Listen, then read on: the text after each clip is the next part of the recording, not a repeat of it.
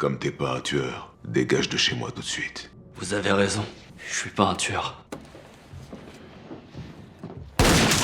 Franklin a tué André de ses propres mains. Il a ensuite mis en scène un suicide et s'est fabriqué un alibi solide. Le lendemain, Franklin retrouve Rob. Les deux répètent à plusieurs reprises les versions qu'ils donneront à la police lors des interrogatoires. Puis ils rentrent ensemble en voiture. La police a déjà découvert le corps d'André. Qu'est-ce qui se passe, monsieur?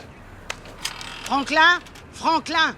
Maman t'appelle. Tous les collègues d'André trouvent sa mort très suspecte. Ils soupçonnent unanimement Franklin d'être le meurtrier. Si le rapport d'autopsie prouve qu'André ne s'est pas suicidé, ils comptent s'unir pour éliminer Franklin et venger leurs camarades. Mel rentre seule dans sa maison vide, rongée par les remords. Alors qu'elle essaie de se calmer, elle remarque soudain que quelqu'un a ouvert la fenêtre. La première personne qui lui vient à l'esprit est Franklin. Lui seul laisse ce type de traces quand il vient ou pas. Elle va donc voir Nixon, collègue de son père, et lui raconte tout cela, espérant qu'il aidera à venger son père. Le soir même, Nixon retrouve Franklin, monte directement dans sa voiture, et reconstitue sur le champ toute la scène où Franklin a tué André. Franklin sombre aussitôt dans le désespoir.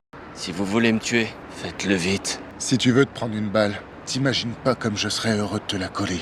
Mais, si tu veux vivre, il y a peut-être un moyen qu'on s'arrange tous les deux. Il comprend immédiatement ce que Nixon recherche. Les deux concluent alors un marché secret. Plus tard, Nixon va retrouver Mel, et lui ment en affirmant que le rapport d'autopsie conclut bien à un suicide. Mais Mel ne parvient absolument pas à accepter cette conclusion. Franklin l'a tué! Mel, Dégage! je suis navré. Dégage! Non, ne me touche pas!